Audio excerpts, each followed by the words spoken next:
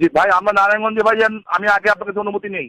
আমাকে হাতে অস্ত্র নিতে হয়েছে, মুভ করা যাচ্ছে না। আমরা এখন দৌড়ায় পানির দামে সব পুলিশে যে অস্ত্র ছাড়া মুভ করা যাচ্ছে না। আমরা এখন দৌড়ায় পানির দামে সব পুলিশে। হ্যালো, আছে এখানে মিটিং করলাম তো, জি ভাই। বাইতুল মুকাররম মিটিং করলাম। জি ভাই, আমরা নারায়ণগঞ্জে ভাই আমি আগে আপনার কাছে অনুমতি নেই।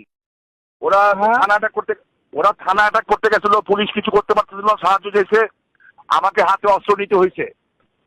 আমি কিন্তু এখন আর অস্ত্র ছাড়া মুভ করা যাচ্ছে না। আমরা এখন দৌড়ায় পানির দামে সব পুলিশে দুটায় ঠিক আছে। ধরছি, এখন যাচ্ছি সিদ্ধিগঞ্জে। আর সজল মোল্লা ওদের সাথে আলাপ করছি যে তোমরা আমাকে সাপোর্ট দাও, আমরা চিটাং রোড খালি করতেছি। মানে আপনার কাছে বলে নিলাম, আপনি নেত্রীর কাছে বলে দিবেন অস্ত্র হাতে ছবি আসলে যাতে রাগ না করে। ঠিক আছে। এখানে আর কোনো উপায় নেই ভাইজান। জি, আসসালামু আলাইকুম।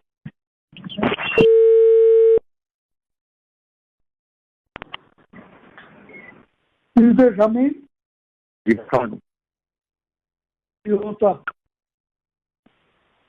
অবস্থা ভাই মানে মানে আমাদের নারায়ণগঞ্জে যেটা বর্তমান অবস্থা, প্রশাসন কেউ আছে বলে মনে হচ্ছে না।